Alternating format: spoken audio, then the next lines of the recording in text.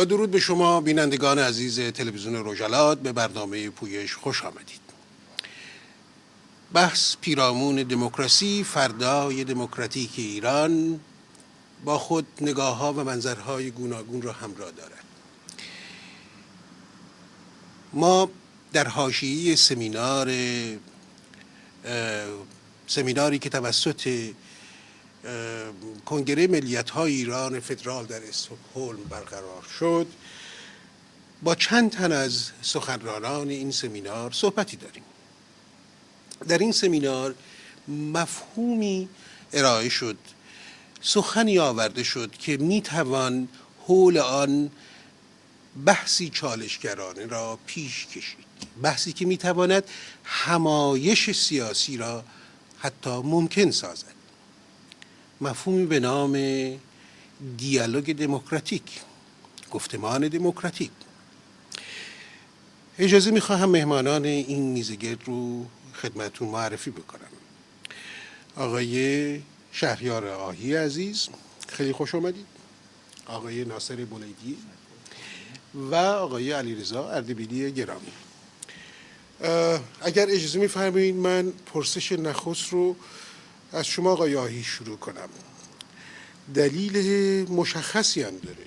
شما بودید که مطرح کردید امروز ما میتوانیم اگر این گفتمان رو شروع کنیم، دیالوگ دموکراتیک رو شروع کنیم، این احتمال که بتوانیم به یک همایش سیاسی نیز نزدیک بشیم امکان پذیره. بنابراین مایل هستم کمی پیرامون این مفهوم به بینندگان ما توضیح بدید. خیلی متشکر از این دعوت که خدمتتون هستم، خدمت دوستان بسیار عزیز، آقای بولیدی، آقای اردبیلی. آقای ملکوتی عزیز، جهان رو که نگاه میکنم دو نوع کشور میبینم. یکی که مردمش میتونن با همدیگه حرف بزنن، در حالی که منافع متضاد دارن با وجود رقابت ها با هم همکاری هم بکنن. یکی هم مردمی که نمیتونن این کارو بکنن و واقعا جهان رو تقسیم میکنن به یه بخش خوشبخت و یه بخش بدبخت. یه بخشی که تولید اقتصادی هم میتونه بکنه، ثبات سیاسی هم میتونه بیاره، روابط خوب هم میتونه با همه داشته باشه. یه بخشی که هیچ کدوم از این کارا رو نمیتونه بکنه. اینه که دیالوگ دموکراتیک اینقدر اهمیت داره. امروز دیالوگ دموکراتیک تبدیل به یه فن شده. دیگه نمیشه گفتش چون من 1000 سال تاریخم اینجوری بوده و اونجوری بوده نمیتونم. نهادهای بزرگ بین‌المللی هستن که پشتش قرار گرفتن، تجربیات بسیار زیادی هست، مگر اینکه انسان اصرار بورزه که نه، من تافته جدا بافته هستم، از تجربه هیچ کی نمیتونم استفاده بکنم و هنر نزد ماست و بس. ولی اگر بخوایم میتونیم این رو تبدیل به یه پروژه مشترک بکنیم. اینجا دیگه منافع متضاد توش نیست، اینجا منافع همه توش هست. من واقعا خیلی خوشحالم از این سمیناری که برگزار شد، برای اینکه احزابی که صاحب دعوت بودن درش نشون دادن که به یه استحکام و اعتماد به نفس درون سازمانی رسیدن برای اینکه بتونن بیرون سازمانشون برن و دیالوگ بکنن. یکی از بزرگترین مشکلات اینه که نمیرن، برای اینه که از طایفه خودشون میترسن که حالا وجاهت خودشون رو نزد اونها دست بدن یا از نمایندگی بندازن. و متاسفانه در همین سمینار هم بعضی شرکت نکردن. یه علت عمده شون هم صمیمانه بود که آخرش میشستیم باشون صحبت میکنیم، علتش همین بود، گرفتاریشون با قبیله خودشون بود که اعتماد به نفس کافی نمیداد بهشون. ولی به هر حال باید شروع کرد. روز اولم همه نمیاد، ولی تا این فراگیر نشه، تا ما مردمی که میخوایم با هم دیگه توی سرزمینی به نام ایران زندگی مسالمت آمیز، زندگی با ثبات سیاسی، زندگی بدون تبعیض که مهمترین چیز هست، زندگی با آزادی بکنیم، فقط از راه این دیالوگ دموکراتیک میتونیم بهش برسیم. اهمیتش در این. کاملا. آنچه که به عنوان یکی از مشکلات سیاسی در میان نیروهای اپوزیسیون همراه بوده و هست، اینکه این مرزبندی‌های خودی و غیر خودی بسیار رایجه و این مرزبندی‌ها عملاً دیالوگ رو به مونولوگ در میان بسیاری از نیروها تبدیل کرده. مایلم اصلا دیدگاه شما رو آقای بولدی در مورد درک از دیالوگ به دست بیاریم که چگونه میشه از این مرزهای خودی خواندنها و غیر خودی خواندنها گذشت و اصولا این مرزبندی‌ها چه هستن؟ تا چقدر مشروعیت دارن؟ بفرمایید. با تشکر از شما و تلویزیون رجلات که این موقعیت رو فراهم کردن که با هم دیگه دیالوگی داشته باشیم و همونطور که شما اشاره کردین خب مسئله کلمه خودی و غیر خودی به نظر من خیلی کلمه‌ایه که در ایران خیلی هم استفاده میشه در درون حکومت و حکومت در درونش خودش هم خودی و غیر خودی داره و متاسفانه در اپوزیسیون هم خب مسلماً مسئله اساسی فرهنگه. ما از اون فرهنگی که اومدیم حالا یکی مثلا شاید اسلامی باشه، یکی تمامیت‌خواه اسلامی هستش، یکی شاید چپ باشه، یکی هم شاید مشروطه‌خواه باشه و یکی هم خودشو لیبرال بدونه. خیلی از پایگاه چپ اومدن، خیلی از پایگاه لیبرال اومدن، حالا خودشون شاید لیبرال بودن. بین اونها هم خودی و غیر خودی هستش. این مسئله زمان ایجاد میشه که آدم نتونه بسیار دیالوگ مناسبی رو بر اساس اون استانداردهایی که هستن اون استانداردها رو نشناسه و صحبتایی رو انجام بده که در واقع اون احساس افراد رو خراب بکنه. یعنی آدم وقتی خودش احساس میکنه احساسش خراب شده و احساس میکنه که بقیه رو هم احساسشون خراب کرده، نمیتونن با هم دیگه بشینن و احساس میکنن نمیتونن با هم دیگه بشینن. اونجا این مرز به وجود آورده، ولی این مرز باید یک جای شکست. این مرز باید یک جای شکست، چون به هر حال نیروهای سیاسی هستن، به هر حال برخی از تصمیمات سیاسی رو میگیرن و تاثیرات سیاسی تاثیرات عمومی هستن. فقط نیست که مثلا بستگی به شخص من داره، به خانواده من داره، به سازمان یا گروه من داره، بلکه تاثیرش در رابطه با مسئله مردم ملته اینا و میبینیم که مثلا این عدم به شکستن این مرزها، ایجاد یک دیالوگ مناسب در یک پروسه مناسب که همگرایی و همزیستی سیاسی رو بهتر بکنه، عمر یک رژیم دیکتاتوری رو در جامعه طولانی میکنه که در نتیجه آن ضررش بیشتر به مردم، به اعدام، به کشتار، عقب افتادگی اقتصادی، تنش‌های منطقی، تنش‌های بین‌المللی شده. اینجاست که مثلا این موضوع باید مطرح بشه که ما باید برای راه حل پیدا کردن برای مردم خودمون از یک سری از حق خودمون، شاید هم بدونیم که این حق منه. مثلا من به عنوان یک فرد سیاسی یا با هر شکلی از یک فرد فرهنگی احساس کنم که کسای دیگه نسبت به من ظلم کردن، ولی خب اگه این ظلم من به خودم احساس بکنم 10 برابر 20 برابر حتی 1 میلیون هم به مردم برمیگرده. اگه از این بیرون نیام این روش ادامه این روش متاسفانه ضررش به همه مردم هستش. کاملا. همین پرسش از شما هست آقای اردبیلی، به اضافه اینکه خب ما دیالوگ برای چه میکنیم؟ دیالوگ میکنیم برای اینکه بتوانیم زمینه‌های همگرایی رو و درک مشترک از مطالب رو بتونیم به دست بیاریم. عملاً تا کنون این گونه بود که هر کی در جایگاه خودش از میستاد، مینشست، صحبت، دیدگاه و نظریات خودش رو مطرح میکرد، آن سوی دیگر، آن نیروی دیگر هم به همچنین. و تصور این بود که خب من که دارم نظرم رو مطرح میکنم و ارائه میدم در این نشریه، آن نشریه، آن دیگری هم که ارائه میدهد و این نوعی از دیالوگ است. خب طبیعی است، خب نوعی از دیالوگ. اما امروز فکر کنم همه ما به این نتیجه رسیدیم این نوع از در واقع ارائه نظر بیشتر بیانگر مونولوگ در خود تنیدن تا دیالوگ فکر میکنم فضای گسترده تر و همگراتری رو در بر میگیره. ما علم نظر شما رو در همین رابطه و همچنین پرسش های قبلی جویا بشم. من با تشکر از این فرصتی که برای من پیش اومده همراه دوستان در این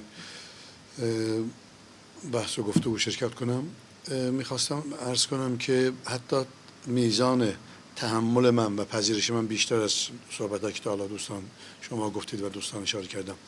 یعنی حتی من تقسیم به خودی و غیر خودی رو هم میخوام تحمل بکنم، مثلا میخوام ایرادی نگیرم.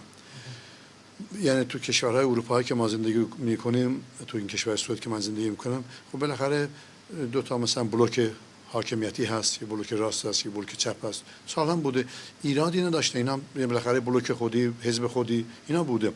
اینا تو زندگی روزمره هم دیده میشه، هست، وجود داره. ولی مسئله که برای ما کار وضعیت ما رو بدتر میکنه، ما نه تنها این تقسیم بندی رو میکنیم، بلکه به اون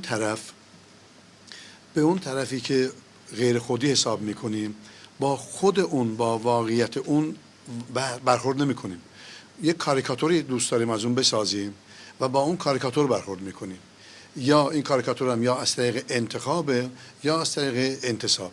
یعنی یا اون طرف مقابل ما، اون طرف اونور دیوار، اونور خط که ما کشیدیم، خط واقعی فرضی که کشیدیم، یا واقعا یه خصوصیات داره که اون انتخاب میکنیم، خصوصیات اصلیش نیست. ممکنه گاهی این حرفو میزنه، ممکنه گاهی این حرفا رو زده، در گذشته این کارو کرده و همیشه اصلا شاید هم منظورش نبوده، شاید هم تجدید نظر کرده داریم، ولی ما دوست داریم به خاطر اینکه بکوبیم اون رو انتخاب میکنیم. شما در مسئله کاریکاتور دو نوع کاریکاتور داریم. یکی عکسایی که گرفته شده، مثلا از کسی مثل مارگارت تاتچر یا روزولت یا کسان دیگری، عکسای گرفته شده، عکس واقعی کاریکاتور نیست، ولی حالت غیر طبیعی بودن، عصبانی بوده، میخواد حالت خصوصی داشته، حالت مثلا زندگی معمولیش بوده، حالت عجیب و غریب گرفته، استفاده میکنه، استفاده زیادی هم ازش میکنم چون حالت خاصی رو بیان میکنه. حالت واقعی مارگارت تاتچر یا روزولت یا چرچیل یا آنگلا مرکل اون نیست، ولی حالت خاصی اون عکس رو گرفتن، یعنی انتخاب میکنن عکس از بین هزاران و ده ها هزار عکس ممکنه که وجود داره تو آرشیوها. یکی هم کاریکاتوریست‌ها میکشن خصوصیاتی از اون رو به حالت اغراق‌آمیزی. ما هم در سیاست این کارو میکنیم، یعنی میام یا انتخاب میکنیم، حرفی کسی زده در گذشته، در رژیم قبلی، در دوران قبلی، در 10 سال پیش، در 20 سال پیش، در کاریر شخصیش یا حزبیش یا ایدئولوژی که حمل میکنه با خودش، کارهای در گذشته انجام داده. ما میایم عوض این که مثلا با کسی سوسیال دموکراته، عوضی که با سوسیال دموکراسی که اون هست و به معنی شناخته شده، ما اینو منتسب میکنیم به گری هایی که شده به نام سوسیالیسم در گذشته بخشی از جهان و نه به عنوان سوسیال دموکراسی، نه به عنوان خودش. یا اینکه میام انتصاب میده، واقعا اصلا این نبوده، این نیست، اصلا همچه حرفی نزده، ما میام منتصب میکنیم، عملا غیر ممکن میکنیم خود دیالوگ رو. اون دور بعدی که شما اشاره کردید، بعد از دیالوگ میرسیم به همگرایی، به همدلی، به پیدا کردن پروژه های مشترک. لازم نیست که ما پیمان عشق ازلی ببندیم، همیشه همه جا با هم باشیم، ولی رو پروژه های مشترکی میتونیم توافق بکنیم در مراحل مختلفی از تاریخ، از تکامل تاریخ، از تحولات. در سوئد شرایطی بود که بهره که در امروز 2-3% هست، اون بهره اصلی بانک مرکزی به بانک‌ها شده بود در از چند شب 500%. این خب احزاب مخالف که در اون دوره حزب سوسیال دموکرات میتونست در یک آن واحد همه حکومت رو به دستش بگیره.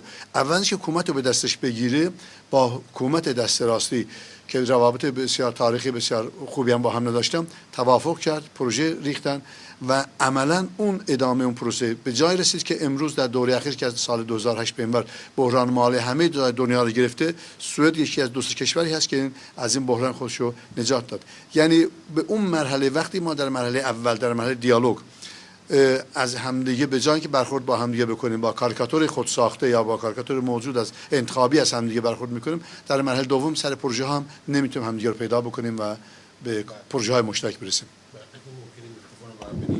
متاسفانه ما یک میکروفون داریم و یه مقدار مثلا فاصله داریم، به همین خاطر من باید میکروفون رو مرتب این طرف اون طرف بگذارم.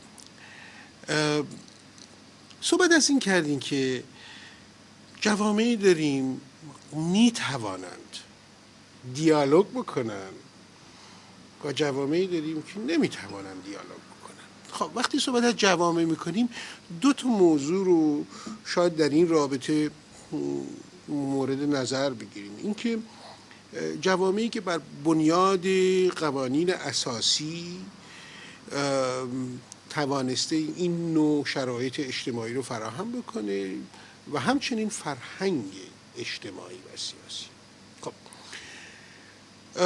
ما در یک برزخی میانه این دو هستیم به نظر میاد، چون نه از یک جامعه‌ای برخوردار هستیم، از یک سازماندهی در واقع حقوقی که تحمل حقوق یکدیگر رو داشته باشیم و نه اینکه آنچنان وابسته به اون فرهنگ کهن زمینداری هستیم، همه خودمون رو مدرن میدونیم، همه از نوعی از منشور سیاسی و گفتمان سیاسی در واقع در ارائه نظریات برخوردار هستیم که نشان دهنده این هست که آری ما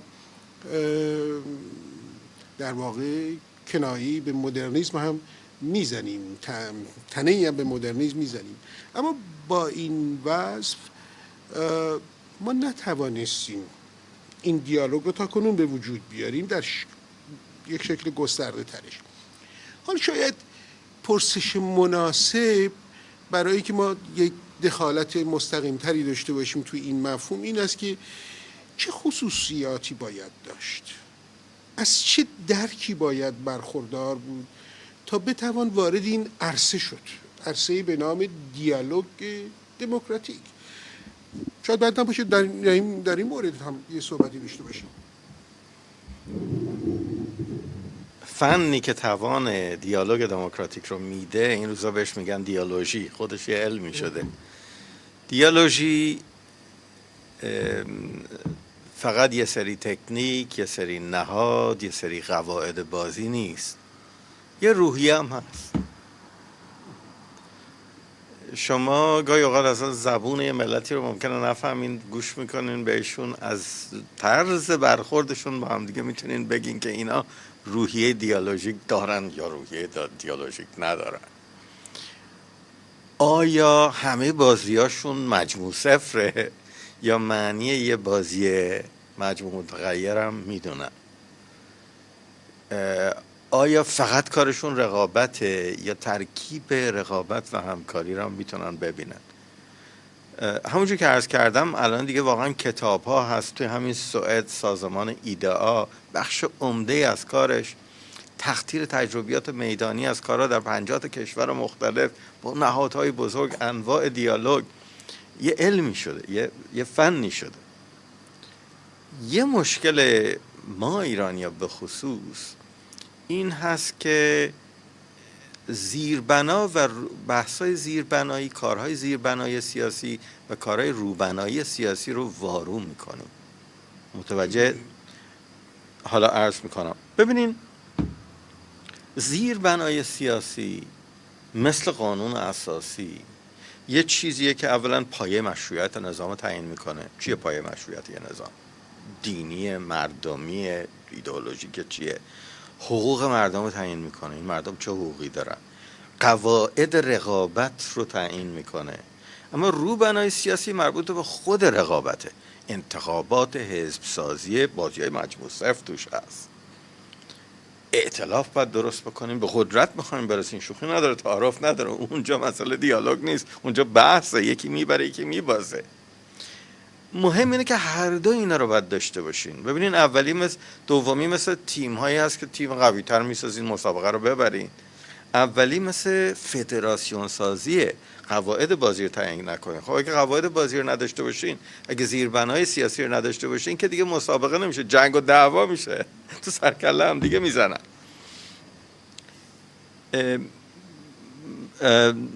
دوست عزیزم علیرضا اردبیلی بحث مهمی رو مطرح کرد.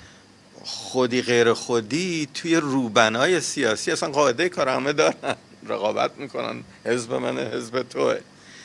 توی زیربناست که حق نداریم خودی غیر خودی داشته باشیم، چون اون زیربنا مال همه است. اون مربوط به حقوق همه مردم میشه، اون مربوط به پایه مشروعیت یه نظام میشه که آیا مردمی هست یا نیست بالاخره. اون مربوط به تعیین قواعد بازی میشه. تو قواعد بازی که نمیشه خودی غیر خودی داشت. داور که نمیتونه خودی غیر خودی داشته باشه. اینه که گاهی اوقات آدم توی بحثا میبینه، توی همین بحثایی که ما میگیم بیایم دیالوگ دموکراتیک بکنیم، مسائلی که مربوط به همه مردم هست و میخوایم صحبتشو بکنیم، یکی میگه من با فلانی نمیتونم ائتلاف بکنم. این مال روبناست، این مال زیربنا. ما در اون شرایط نیستیم. در شرایط روبناسازی نیستیم، چون زیربنابت که هنوز وجود نداره. توی سمینار شهریار نقشبندی چیز خوبی رو گفت دو تا برادر بودن انقدر صحبت کار فردا رو میکردن به کار امروزشون نمیرسیدن. کار امروز ما کار زیربنایی، چون نداریم هنوز زیربنایی، چه بحثی راجع به روبنا بکنیم. اینه که واقعا لازم هست که کشورهایی که با تجربه مثلا 100 ساله 200 ساله مثل آمریکا به صورت طبیعی الغا شد توشون این روحیه دیالوژی، ما اون لوکس رو نداریم. ما مجبور هستیم یاد بگیریم این فن رو یاد بگیریم و شروع بکنیم برای ساختن یه زیربنای مشترک. و الا هر لحظه‌ای که ما با فراموشی راجع به زیربنا داریم رقابت‌های روبنایی می‌کنیم، لبخندی رو در صورت ولایت فقیه و جمهوری اسلامی می‌بینم که ای چه روز خوشی است که اینا به جون هم دیگه افتادن. و ماندگاری بیشتر اون و همچنین ناامیدی و یأسی که تو خود مردم شکل میگیره، در انتظار اتفاق، رویداد، رخدادی هستند و بخشی از این انتظار هم برمیگرده در واقع به قوای فکری، ذهنی و نیروهای سیاسی. انتظار دارن که نیروهای سیاسی نیز و روشنفکران گامی بردارن، گامی در سوی همگرایی و غیره.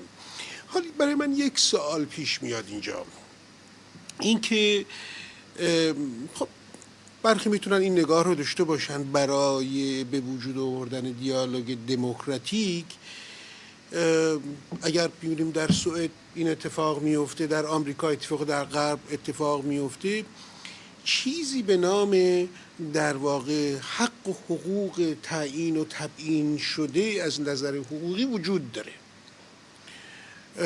بنابراین اون بخش که به فرهنگ حقوقی برمیگرده هست، اون زمینه هست، برمیگرده به رفتاری، در واقع به فرهنگ رفتاری. صحبت از اینه که خب در جوامع ما چون اون وجود نداره این رو نمیتوانیم ضرورتاً بیاغازیم.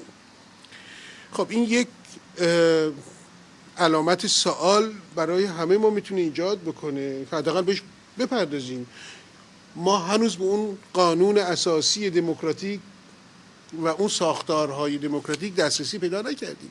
آیا این به این معناست که ما حتی چون اون رو نداریم نمیتوانیم دیالوگ دموکراتیک هم داشته باشیم؟ این شاید پرسش نمیدونم مناسبی نباشه، ولی به هر حال میبینم تو بحثا رایج هست. من خب مسئله اساسی دیالوگ داشتن که همیشه لازمه و این اساسا اینو هم نمیخواد که آدم قانون اساسی داشته باشه. این موضوع زندگی شخصی انسانه، در ارتباط با خانواده مطرح هستش، در رابطه با کار مطرح هستش، در رابطه با کار سیاسی و کار فرهنگی مطرح هستش. اینی که ما این دیالوگ سیاسی رو داشته باشیم به نظر من این خیلی مهمه و نداشتن اون و طرز پیشبرد اون این خیلی مهمه. مسئله اساسی هم اینه که ما باید درک بکنیم، همونطور که آقای آیی اشاره کردم، همینطور رضا هم گفتن قبلا، این مسئله‌ایه که ما باید بدونیم در کدوم مرحله به کدوم مسئله باید بپردازیم. اگه اینا رو درک نکنیم خب مسلماً دچار مشکل میشیم. مثلا اینه که مثلا خب ما حالا تمام اونجا سوئد هستیم. توی سوئد این مسئله بانک اولی نبود، مثلا در جنگ جهانی دوم هم سوئد یک دولت مشترک ایجاد کردن، یک حزبی که برده بود ولی خب ائتلافی ایجاد کردن، مثلا یه دولتی با هم دیگه ایجاد کردن که بتونن جامعه رو اداره بکنن، چون حالت جنگ بود. به هر حال خود سوئد در جنگ نبود ولی دوربر همش در جنگ بودن. و این مسئله معمولا خیلی وقتا آدم همونطور قبلا هم اشاره کردم، مسئله اینه که آدم مسئله رو به عنوان برد و باخت نبینه و در حرفای آقای آهی هم بود مسئله اساسی اینه که ما اپوزیسیون فعلا اگه هر کاری بکنیم اگه بخوایم نبریم میبازیم و باخت به این معنی هستش که تداوم رژیم دیکتاتوری هستش و نه میتونیم اون زیربنا رو درست کنیم نه اون روبنا رو درست بکنیم، چون هر چیزی در فصل خودش، در جای خودش، در مکان خودش رشد میکنه. مثلا کسی بخواد اینجا انار توی سوئد بکاره، با اینا که سرده ولی سردیش خیلی زیاده، اینجا کار نمیکنه. در ایران هم در شرایطی که فعلا هست، با این شرایطی که از لحاظ حکومتی وجود داره و با اپوزیسیونی که نتونه مثلا این مسائل رو با هم دیگه در به شکل مناسبی انجام بده، خود نمیشه این دیالوگو به اصطلاح به اون بر اساس مناسبی پایه‌گذاری کرد و بر اساس مناسبی درست کرد. و هدف کلی این سمینارها که در واقع همه ما در این مسائل فعال بودیم، هم شما، هم آقای آیی، هم من و هم علیرضا و بقیه دوستانم در خارج کشور هستن، تا هنوز به نتیجه به اصطلاح ماده نظر نرسیده، ولی در ادامه همین کاره که ما میتونیم به اصطلاح این زیربنا رو، این درک‌ها رو داشته باشیم. مثلا امروز همینجا که نشستیم، خب آدم درک خیلی مناسبتری از مسئله داره که مثلا 20 سال قبل یا 10 سال قبل داشت. این موضوعات به این شکل مطرح نبود. همه گروه ها در یک بخش‌های کوچیک خودشون کار خودشون انجام میدادن. آره دیگه. احتمالاً هم نگاه‌های متفاوت، منظرهای متفاوت برای فردای ایران هر کدوم داشته باشیم. آره این اصلا مهم نیست. ما نمیتونیم که بگیم که ما حتی در یک تشکیلات خودمون هم منظرهای مختلف داریم و دیالوگ‌های مختلف داریم. اگه قرار باشه که همه اینا رو یک جای بذاریم که بگیم نه دیگه تمام شد و قبلا شما خارج از این بحث گفتی که منجمد بشیم در یه موضوع مشخصی، خود به خود نمیتونیم حرکت بکنیم، چون ما باید حرکت بکنیم و جامعه حرکت میکنیم. ما باید با جامعه خودمون بسازیم. مسئله بین‌المللی هستش، مسئله داخلی هستش، مسئله منطقی هست، آمدن ایده‌های جدید هستش، طرز تفکرات جدیده. اگه اینا رو نتونیم درک بکنیم، در همون حالتی که موندیم میمونیم و میبینیم که شرق در اون حالت مونده و غرب هم این مشکلات رو داشته. 50 سال قبل، 60 سال قبل، 100 سال قبل بزرگترین جنگ‌ها رو داشته، جنگ‌های ایدئولوژیک، جنگ‌های مرزی، جنگ‌های خانوادگی، هر چی رو اسم ببری، جنگ‌های آزادی بخش همه رو داشته که تا هنوز بخشن هم ادامه دارن. در مثلا یوگسلاوی سابق ادامه داشتن، حالا در اوکراین دارن ادامه اون جنگ‌ها هستش. اینا تا هنوز هم تمام نشده. اینجا به این معنی نیست که ما همه مشکلات رو با یک مسئله حل می‌کنیم، ولی مسئله اینه که کار رو راحت‌تر می‌کنه، آدم جلوتر میره. همین اتفاقی در اوکراین هم میفته اگه در آسیا میافتاد یه شکل دیگری میگرفت، ولی اینجا یه شکل دیگری میگیره، چون به هر حال یه زمینای دیگری هم هست. اینا خیلی مهمه به نظر من. ما باید اینا رو درک بکنیم که این همش یه پروسه‌ایه و برای اون ما کار زیادی در پیش داریم. به نظر میاد که آیا اردبیلی های بلدی که اصولا نیروهای سیاسی وقتی باشون صحبت میکنیم، اگر این ترمو پیش بکشیم بگذاریم رو میز، میگن ما مخالفتی نداریم با دیالوگ دموکراتیک، بلکه به نظر ما این دیالوگ میبایستی روی این محور خودشو قرار بده. یکی سخن از این میکنه که مثلا تبیین هویت ملی نقطه آغازین، نقطه عزیمت ما برای دیالوگ دموکراتیک است. یکی دیگه از منظر دیگه، از زاویه دیگه در واقع به این نگاه میکنه. درست در این موارد هست درک‌های متفاوت که این جریان، این گسل و این انفکاک به وجود میاد و بحث آغاز نشده در واقع بحثی درگیر نخواهیم شد. خودی و غیر خودی فوری ساخته میشه و ای کاش که فقط در همین خودی و غیر خودی در این حد قرار میگرفتیم که صحبت شد. آقای اردبیلی هم گفتن که اشکالی نداره خودی و غیر خودی، بلکه با در فرهنگی در واقع از فرهنگ این خودی و غیر خودی تعریف میشه درش که نفع غیر خودی، حذف غیر خودی، نادیده انگاشتن غیر خودی مهم هست. بنابراین اون زمینه فرهنگی که ما ازش صحبت میکنیم مال جوامع به اصطلاح بازتر، توسعه یافتر به لحاظ درک دموکراتیک خودی و غیر خودی رو میتونه در کنار هم قرار بده، در فرهنگ سیاسی ما از هم جدا میکنه. مایلم دیدگاه شما رو در این مورد بدونم. به نظر من یک مسئله که هست ما زیاد باش گرفتار بودیم و برمیگرده به ریشه های این عارضه که ما دربارش صحبت میکنیم، سیمپتومش رو صحبت میکنیم. یکی از ریشه هاش مسئله نداشتن یک اوتوپی و نداشتن یک مدل هست. ما معمولا وقتی که صحبت از مدل هست سریع میزنیم به صحرای کربلای کیس ویژه. ما همیشه وقتی که صحبت مدل باشه، پرینسیپ باشه، فلان باشه، ما یک کیس ویژه هستیم. یعنی ادعای تمدن میکنیم، ادعای فرهنگ نمیدونم فلان و فلان ساله میکنیم و بعد ولی بلافاصله وقتی که سر اولین مسئله که همون دستاوردها اون کشورهای متمدن جوامع باز قرار پای ما رو بگیریم، میگیم نه ما که سوئیس نیستیم، ما که فرانسه نیستیم. یعنی ما باید یه 200 سالی هم باید در عالم برزخ بین توحش و تمدن حالا با درزا بزنیم، چون ما نیستیم. در صورتی که اگر صحبت انتخاب تکنیک باشه، شما مثلا یه برنامه سیستم عامل اپل استفاده میکنید، همیشه میخواین آخرین ورژن رو داشته باشید، تخفیف نمیدید. نمیگه اول ما برم مثلا از مدل 20 سال پیش شروع کنم، چون ما یه فاصله 20 سالی حداقل داشته باشیم دیگه باقل. اینو شما، من بارها دیدم که مثلا دوستان که ایران هستن تکنیک جدیدتری از ما استفاده میکنن، حداقل اونایی که ارزون مجانی میتونن از اینترنت بیارن، از ما یکی دو قدم جلوتر، چون وقت بیشتر دارن میرن این منور پیدا میکنن، چشمی هم دارن. ولی وقتی که صحبت این است، ما همیشه کیس ویژه هستیم. این کیس ویژه و این داشتن در واقع ادعای همزمان تمدن و در دور بعدش عقب ماندگی و فضیلت ساختن از اون، که من شما رو قبول نمی‌کنم که ما که فرانسه نیستیم، ما هنوز ما باید یه دوره اینو بریم. این یک مسئله بسیار مهمی است به نظر من، نپذیرفتن که ما فقط یک تمدن جهانی، یک تمدن واحد بشری داریم و همه در اون صحیح هستیم. این یک در واقع نگاه ماست. ما ممکنه یک جور نگاه بکنیم، تمدن جهانی رو واحد ببینیم و اون دستاوردها فرق نمی‌کنه. ما نگاه نمی‌کنیم موبایل تلفن کی ساخته، این میکروفون کی ساخته، اصلا ما بهش نگاه نمی‌کنیم کجا ساخته، کجاست، استفاده می‌کنیم بی هیچ قید کارتی. به نظر من در مسئله علوم انسانی و در مسئله نحوه اداره جامعه و در نحوه تعامل با یکدیگر، تعامل با اپوزیسیون، تعامل با حاکمیت، تعامل حاکمیت با شهروند، با نیروهای سیاسی، همه اینها مدلی داره. اون مدل جا افتاده، امتحان شده هست که در کشورهای غربی، به خصوص کشورهای اروپای غربی، طی حداقل 100 سال اخیر ساخته و آماده شده. ما باید اون استفاده بکنیم. عکس مسئله اگه واقعا کیس ویژه هست، اون باید کسی باید ثابت بکنه. نرم ما، پیش‌فرض ما باید باشه که بشریت واحده و ما همه که وقتی می‌خوایم همچنان که در مورد تکنولوژی فرض ما اینه که همه ما یک تکنیک واحد استفاده می‌کنیم. الان شما در هندوستان و در روسیه و چین و آمریکا و آمریکای لاتین شما یک تکنیک استفاده می‌کنید، یک برنامه نویسی می‌کنید با یک مسائل تکنولوژی، حتی تکنیک فقط نرم افزار نیست، در سخت افزار هم شما کامیونتون احتمالاً مارکش روش هست، یا ولوو یا اسکانیا یا مرسدس بنز یا ماک یا این چیزاست. یعنی روی مسئله ما اختلاف نداریم.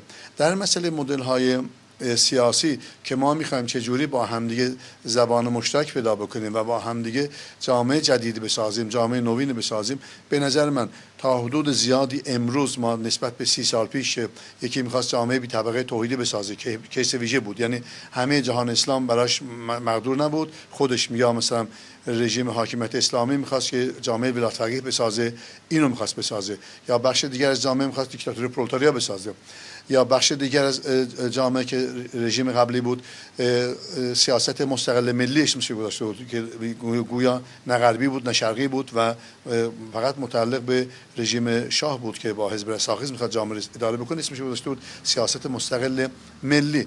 مجموع اینها امروز حداقل در حرف یا بخشی از گفتمان ما از این کیس‌های ویژه ما عبور کردیم. یعنی به نظر من تا جایی که من میدونم بخش عظیمی از نیروهای سیاسی ایران مدل جامعه لیبرال و جامعه باز غربی و مدل متکی به سیاست باز اقتصادی، به سیاست به اسم واقعش بگیم سیاست کاپیتالیستی در اقتصاد و در سیاست مدل جامعه‌های لیبرال پارلمانی را همه قبول کردن. حول اون ما میتونیم، و اینکه مسئله ما میخوایم به خاطر خربزه انقلاب بکنیم، ما میخوایم به خاطر خربزه جامعه بسازیم، یعنی حتی دموکراسی هم که میخوایم، اون دموکراسی هم در خدمت این است که ما مردم مرفهی داشته باشیم که تولید ناخواسته ملی مردم ما هم برسه به حد سوئد که مثلا 40,000 کرون در نفره در ساله.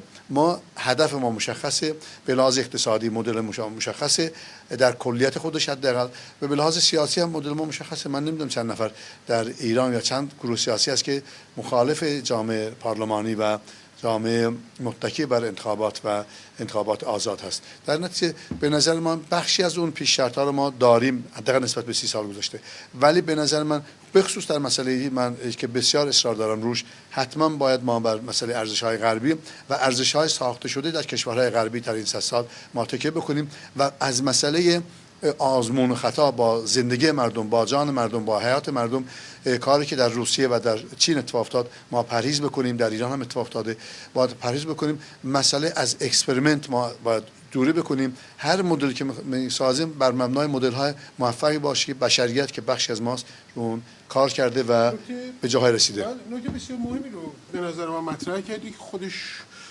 میتونه پایه یک بحث باشه. ما از دیرباز تو این فرهنگ، تو این سرزمین، تو حوزه فلسفه و دانش خب داشتیم یک دیدگاه که میگفت که ما باید مثل ابوریحان بیرونی از خود بیاغازیم. یک بحثی هم مثل نظریه پردازانی چون فارابی که نگاهی داشتن به دانش بشری اون زمان که حالا شاید در یونان میتونست پیدا بشه، میگفتن به هر حال دانشی هست، ما که نمیتونیم دو مرتبه عقربه ساعت رو ببریم صفر، از همون جایی که اون عقربه حرکت کرد اومد جلو از اونجا آغاز میکنیم.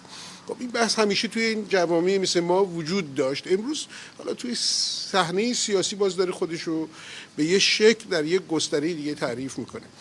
آیا واقعا این درسته؟ این مدلی رو که در واقع آقای اردبیلی مطرح میکنن نمونه های مشخصی رو از جهان شمول بودن مدل ها صحبت میکنن، آیا واقعا ما باید روی این فرم ها و این نمونه های جهان شمول حرکت بکنیم، یا اینکه همچنان که برخی از دوستان من توی جبهه ملی و غیره مطرح میکنن تحت عنوانی که به جای اینکه ما مثلا از مفهوم فدرالیسم استفاده کنیم به دنبال نوعی این چنینی بریم، خب بیاییم مجلس مهستان رو برگزار بکنیم، نمونه های این گونه بیاییم اینو خودیش بکنیم در اقلیم فرهنگی خودمون، در واقع این رو به یک شکل دیگه تفسیر بکنیم، به شکل خودی تفسیر بکنیم تا اون فرهنگ خودی بشه. آیا واقعا سیاست این گونه است؟ این همه میتونه گسترده باشه که هر یک به روایت خودشون رو تفسیر بکنه؟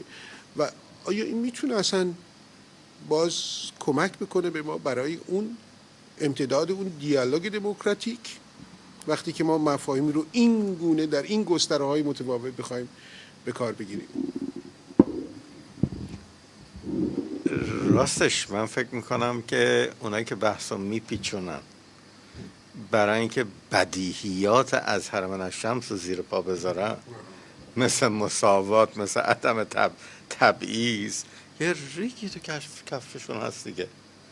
و الا ابتدایی ترین انسان شما لازم نیست فرهنگ نمیدونم چی داشته باشید، ابتدایی ترین انسان میدونه که تبعیض بده.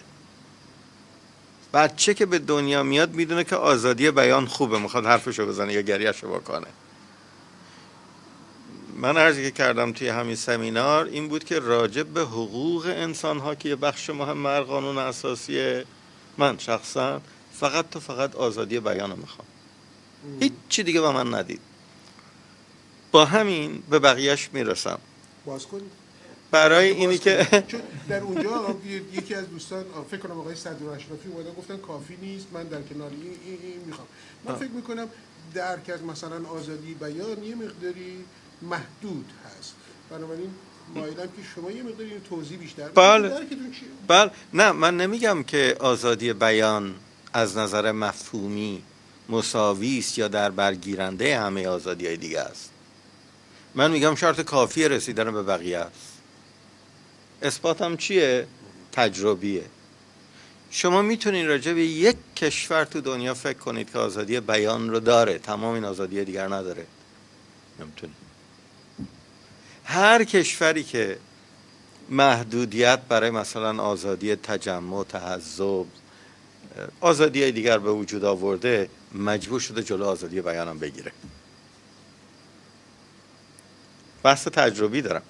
تقلیل میکنم برای که کمتر بیشتره. وقتی که شما خیلی صحبتو میپیچونین بردن بحث مشکل تر میشه، بخصوص وقتی که در مقابل یه دشمن شقیقی قرار گرفتین که میخواد شما رو بپیچونه، خوبم بلد لفاظی، از هر اختلافی هم میخواد سوء استفاده بکنه. شما باید این شریان، این آسیب پذیرترین نقطه گردنش رو بگیرین و ولش هم نکنین. آزادی بیان چرا نه؟ بی‌دفاع در مقابل این، هیچ دفاعی در مقابل. راجع به حقوق و تکالیف حکومتی باز بنده فقط یک چیز میخوام، بقیهش خودم میرم درست میکنم. ما هم دیگه، ما مردم میریم درست میکنیم. عدم تبعیض. شما میتونین یه قانون اساسی رو فکر بکنین، یه تنفیذ قانون اساسی، فقط قانونم کافی نیست، که توش تبعیض نباشه و بعد به بقیه چیزایی که میخوایم نرسیم. ببینین همه چی هست تو این عدم تبعیض. شفافیت در امور مالی، قواعد بانکی الان جهان شمول شده دیگه. شما 70-75% سپرده‌های مردم میتونین قرض بدین، نه 125%ش مثل ایران. اقتصاد سقوط میکنه. این مسئله فرهنگ کهن یا نو فلان نداره. اینا مسائل جهان شمول خیلی ابتداییه. من فکر میکنم به جای که بپیچیم و وارد فرهنگ و بحثای اینجوری و مثلا روشنفکری دینی وجود داره یا نداره یا نمیدونم رول دین فلان، همین بدیهیاتو که هر انسان ابتدایی میفهمه رو و میخواد رو پیاده کنید.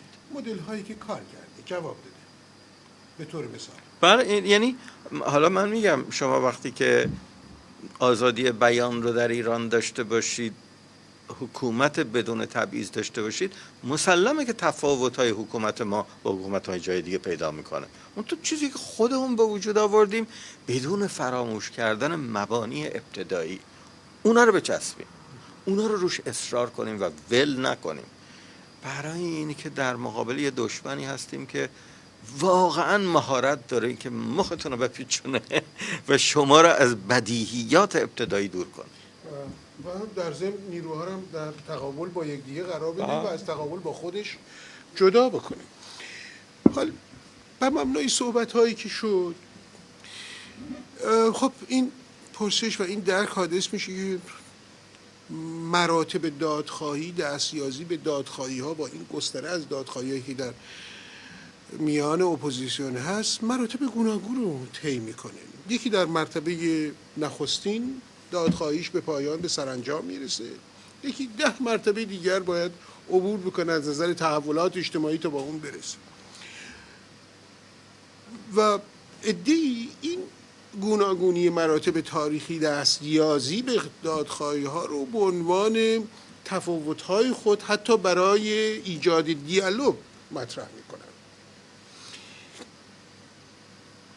آقای آهی به طور مشخص صحبت از این میکنن ما میتوانیم با اتکا با داشتن 2 معیار مرتبه ای رو برای سیر این تحولات برای همه ایجاد بکنیم.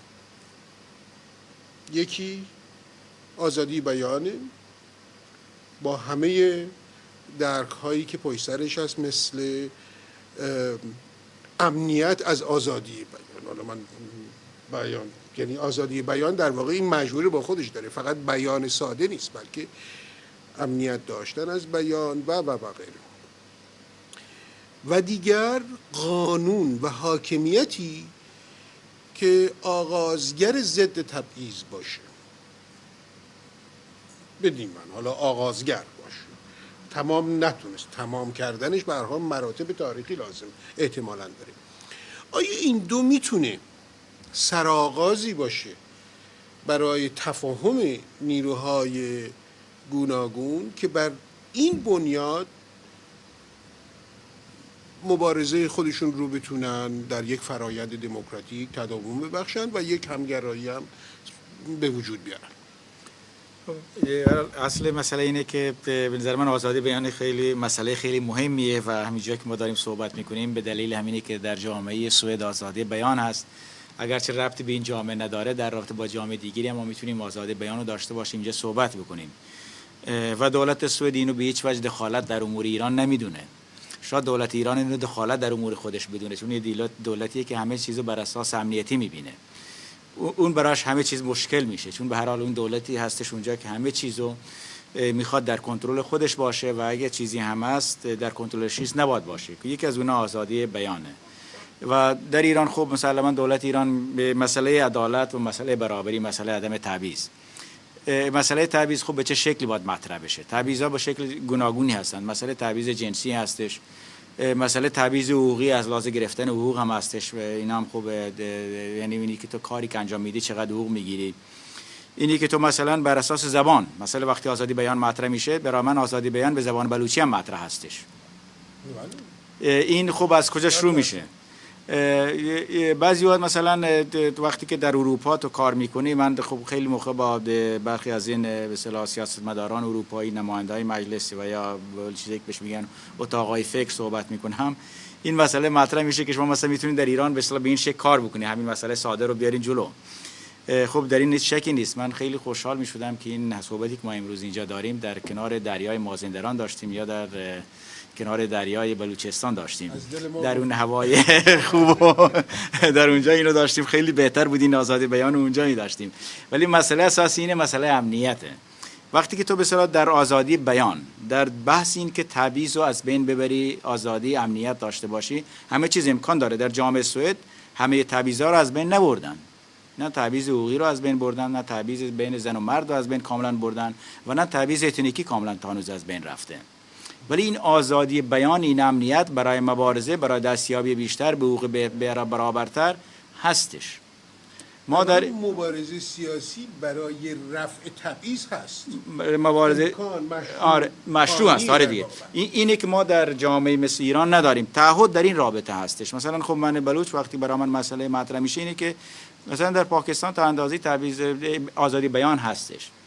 بلوچ‌ها در پاکستان در مراحلی حقوق خودشون هم گرفتن به شکل خودمختاری و به شکل فدرال در پاکستان، ولی چون امنیت بازم دست ارتشه، یعنی میگن که حاکمیت قابل تقسیم نیست. وقتی که حاکمیت قابل تقسیم نیست اونجاست که مشکل ایجاد میشه. خب حاکمیت من مال کی هستش؟ یعنی طرف میگه حاکمیت تو هم در دست منه. این مشکل ایجاد میکنه. اینجاست که مثلا در پاکستان 2-3 دفعه بلوچ‌ها خودمختاریشون رو گرفتن، هر دو دفعه حاکمیت دولت مرکزی میگه بازم مال منه، هر موقع میتونه اینو بگیرم. اینجاست مشکل ایجاد میشه. مسئله ما اینه که حاکمیت هم باید تقسیم بشه. حاکمیت زن مال مرد نیست چون من باش ازدواج کردم یا مثلا خواهر منه، یا چون اون حاکمیت کامل خودشو داره از لحاظ شخصی، چه زنی کسی باشه، چه خواهر کسی باشه، تا دختر کسی باشه. من به عنوان یک بلوچ که در ایران زندگی میکنم حاکمیت خودمو دارم، به عنوان یک گروه بلوچ، به عنوان یک جامعه‌ای که زبان خودشو داره و بخشن تاریخ خودشو به شکل خودش نگاه میکنه، فرهنگ و ادبیات خودشو داره، سرزمین خودشو داره و در ضمن در یه سرزمینی که با هم دیگه با بقیه از لحاظ جغرافی سیاسی مشترک هستیم، با هم دیگه زندگی میکنیم. اینو باید قبول بکنن، وگرنه خب وقتی که آزادی بیان من دارم، این آزادی بیان من در گروه کسی در دست دیگری باشه، اینو بتونه بالا بکشه و پایین بکشه، دچار مشکل میشه. ایناست که اونجاست که تعهد سیاسی، ساختار سیاسی مناسب میخواد و فرهنگ سیاسی مناسب میخواد. اینا هستن که اصرارهایی که ما به عنوان نیروی سیاسی بر اونها باید اصرار بکنیم، چون مسلماً بازم همینجا هستش، چون در ایران هم هر کدوم از گروه اپوزیسیون خواسته خودشون دارن و در دوران مشروطیت هم همین شکل بود، هر کسی حرف خودشو میخواست، خواسته خودشو داشت و مسائل رو در یه شکل دیگری میدید، بقیه رو کاملا اصلا نمیخواستن ببینه بعضی اوقات. اینجاست که بشه. خیلی جالبه ناصر جان که ما اومدیم از مفهوم تعریف مفهوم در واقع دیالوگ دموکراتیک شروع کردیم. اومدیم اون رو در جامعه خودمون به نقد کشیدیم و ناخودآگاه یا آگاهانه وارد دیالوگ دموکراتیک شدیم. همین، یعنی اومدیم بحث کرد، داریم بحث رو ادامه میدیم روی موضوع مفهوم آزادی بیان، که من از آزادی بیان چه میفهمم. یعنی شما این مفهوم رو با آریت گرفتید، گفتید که آزادی بیان برای من حالا در این گونه‌های خودش داره تعریف میشه. این نکته بسیار به نظرم جالبی است که سال‌هاست داره در واقع جریان نیروهای سیاسی دارن سر این بحث میکنن. از اینجا به بعد در واقع ما با یک سری مشکل مواجه میشیم. یعنی کسی با آزادی بیان مخالف نیست، گویا مخالف نیست، اما بر سر چگونگی تفسیر آزادی بیان هست که حال این نیرو و آن نیرو در مقابل همدیگه خودشون قرار میدن. درک‌های احتمالاً شاید غیر دموکراتیک و در برخی موارد ناآگاه نسبت به این فرهنگ‌های متفاوتی که در جامعه وجود داره، با شناختی که شما دارید طی سالها زندگی سیاسی خودتون از نیروهای سیاسی، چون میخوام این دوره پایانی بحث رو یه مقدار مشخص زمینی تر صحبت کنیم روی این نیروهای سیاسی که الان وجود دارن، شما مشکلات رو در چه میبینید؟ در عدم بحثی که تحت عنوان عدم همایش صورت میگیره، آیا به خاطر این هست که درک متفاوت از مفاهیم داریم، از مفهوم دموکراسی داریم، یا مسائل دیگری که شاید به موضوع روانپریشی سیاسی و نمیدونم مسائل روانشناسانه‌ای که در این کنفرانس هم بهش اشاره شد، سمینار هم اشاره شد، خودخواهی ها و برتری طلبی ها و غیره. خب ببینیم چی هستن و الگویی که ما برای بحث باید انتخاب کنیم، حالا سوا از اینکه آنچه را که شما مطرح کردید به عنوان درک‌های جهان شمول در جامعه خودمون این الگو چه باید باشه؟ به نظر من مسئله که ما بیشتر گرفتارش بودیم این خود مسئله دیالوگ نکردن و اعتقاد به دیالوگ دموکراتیک نداشتن هزینه نداشته، ولی از اون طرف کوبیدن بر طبل خودخواهی و اگوسنتریسم و منافع فردی و منافع خودی و منافع حزبی که بعضی وقتا اصلا حزبی هم در وجود نبوده، فقط تابلوی از حزب وجود داشته، تابلوی سازمان سیاسی وجود داشته، فقط کوبیدن در اونها پاداش زیادی داشته. این افراد به این خاطر برای خودشون مدال های نصب کرده بودن. اون نسل به نظر من از سالها پیش، حالا کسی بهشون داده بود مدال ها رو، خودشون آویزون کرده بودن، کسی زیر سوال میبرد نمیبرد به جای خود، ولی این احساس میکرد در عالم فرضیات، عالم توهم خودشون یه توهمی داشتن که ما افتخاراتی داریم، پرینسیپایی داریم که اینها رو ما در مبارزه، در فلان مسیر، در فلان پروسه به دست آوردیم و از طریق دیالوگ، همکاری، وارد بحث شدن، وارد همکاری شدن ما ممکنه اخ بشویم و ممکنه ما از طریق قبیله خودمون، کلان خودمون طرد بشیم و در این واقع کاملا برعکس بودم. به جای اینکه دیالوگ کردن هزینه پاداش داشته باشه و نکردن هزینه کاملا برعکس بوده. دیالوگ کردن هزینه داشته، دیالوگ نکردن سکتاریسم پاداش داشته.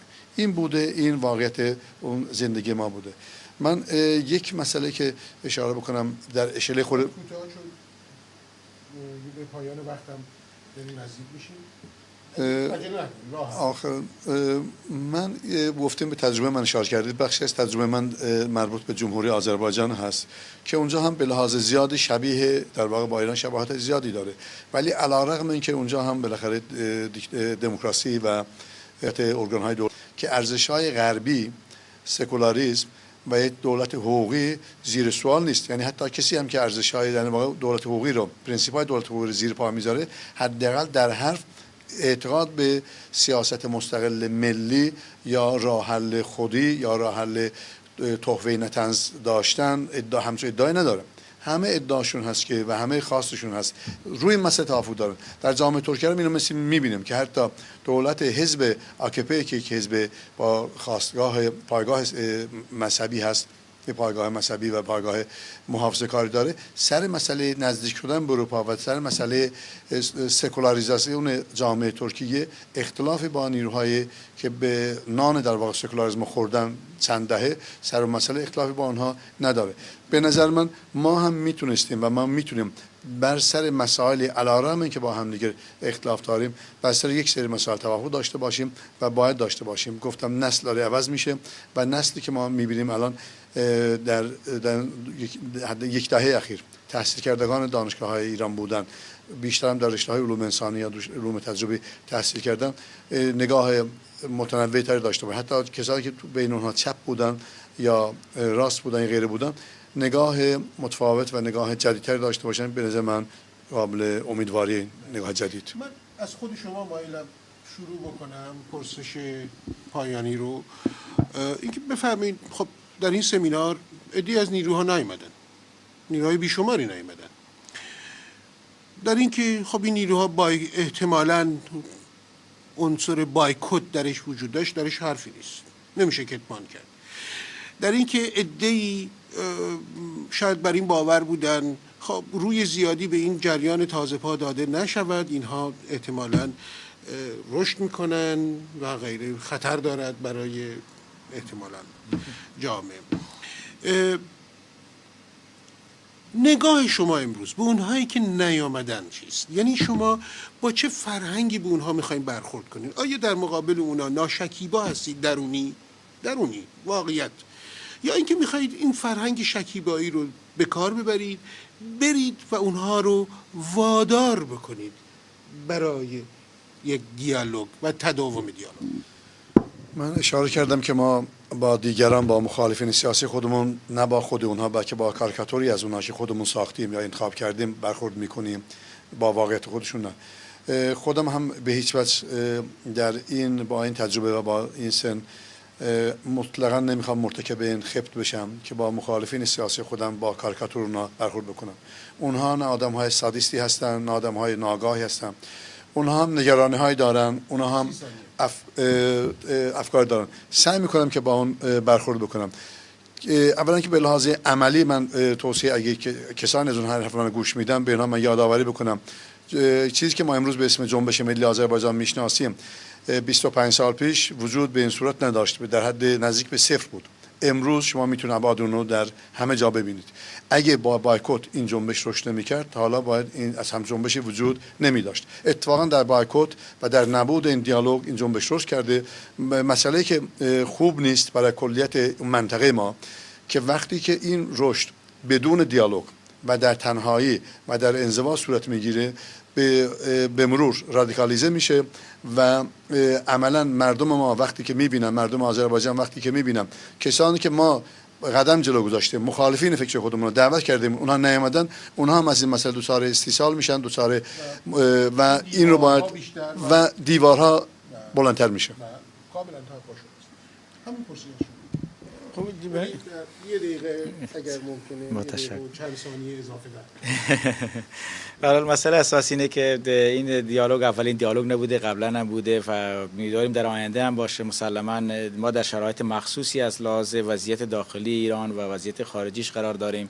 نیروها تفکرات مختلفی دارن. به نظر من در یه شرایط مناسب‌تری بیشتر این نیروها با هم دیگه به این نتیجه میرسن که دیالوگ بکنن. چون به نظر من خب من به عنوان یک فردی که از سیاست هم فعال هستم، فکر میکنم سیاست آدم همیشه مثبت فکر میکنه، منفی فکر نمیکنه و دلیل هم اینه که آدم میدونه که سیاست از طریق کارهای مثبت میتونه کارهای خوب انجام بده. این دیالوگا با ادامهشون همه این مسائل رو حل میکنن. خب مسلماً بخشی از دیالوگا و یک سمینارها گذاشته میشه برای یک گروهی از مردم هستن که بقیه رو خودشون دعوت نمیکنن. یک بخشی مثل کنگره که میخواد با همه ایرانی سر و کار داشته باشه، از جنبش سبز باشه که تازه اومده و بخشی از دولت بوده و بخشی از دولت سابق که مشروطه خان یا سلطنت طلبا باشن و چپ‌ها و لیبرالا و کسای دیگری که هستن. چون به هر حال مسئله ما یک مسئله عمده زبانی فرهنگی هستش. مسئله ما مثلا تنها مسئله حقوق زن نیستش یا مسئله تنها حقوق طبقاتی نیستش، بلکه بخشی از جامعه ایران به عنوان فرد هستن، چه اونا پولدار باشن یا طبقه کارگر باشن یا زن باشن. به این حساب ما مجبوریم با همه ایرانی، با اونایی که میخوان با ما کار بکنن کار بکنیم و اینو آره دیگه زندگی بکنیم، کار بکنیم و اصلا نمیتونیم بگیم چون این بخش از لحاظ فکری به دلیل سوسیالیست بودنش یا به دلیل لیبرال بودنش، به دلیل مسلمان بودنش، شیعه بودنش، سنی بودنش با من نمیخوره، باش کار نمیکنم. و به این دلیلی که کنگره ملت‌های ایران فدرال یک حد وسط رو میگیره و میخواد با همه در همه بخش‌های جامعه ایران همکاری بکنه، با اینکه فقط برای همدیگه از خشونت استفاده نکنه. و همین پرسش از شهریار آهی گرامی. اشاره کردم به دیالوژی به عنوان یه علم. یک خصوصیت دیالوژی اینه که یه دید جدیدی راجع به ساختار قدرت به وجود بیاره. تا وقتی که هندسه قدرت پشت ذهنمون توی تمام محاسباتی که داریم یه چیز تک مرکزیه، یه دوایر متحدالمرکزی هستن دورش، دعوا میشه سر اینکه اون مرکز کی حساب دعوت کی بوده، حالا این به نفع کی تموم میشه. دیالوژی میخواد برسه به مهارت‌های لازم برای پیشبرد یک چیز چند قانونی. وقتی که شما این رو قبول کردید که ساختار قدرت در آینده ایران باید پلورالیست باشه، چند مرکزی باشه، نمیگم دولتی که گاه به گاه انتخاب میشه، روبنا رو نمیگم، زیربنا رو دارم میگم، اون وقت خیلی از این مسائل برد و باخت و کی مرکز خواهد بود نیست. یک کار دیالوگ دموکراتیک این هست که حلزونوار از سطحی که این بحث شروع شده با تمام اون پیش‌داوری ها و مشکلاتی که داره شروع کنه ارتفاع گرفتن. به قول آینستاین که میگفتش مسائلی رو نمیشه در همون حد سطحی حل کرد که این مسائل رو به وجود آورده، باید ارتفاع بگیریم. دیالوگ دموکراتیک کارش این. سپاسگزارم. من فکر کنم تازه بحث جان گرفته بود و وقت ما البته این جان رو از ما الان میگیره، اما رسانه ما و برنامه‌های من فکر میکنم میخواد جانی به این بحث بده. بنابراین ما حتما با هم خواهیم نشست با چهره‌های دیگر، با همراهان دیگر و این موضوع مهم رو ادامه خواهیم داد. با سپاس از شما کردیار آقای گرامی، ناصر گرامی و آقای اردبیلی بسیار عزیزم، همراه با مهمانان این پنل برای شما بهترین آرزوها رو داریم و امیدوارم از این برنامه لذت برده باشید. شب و روزتان خوش.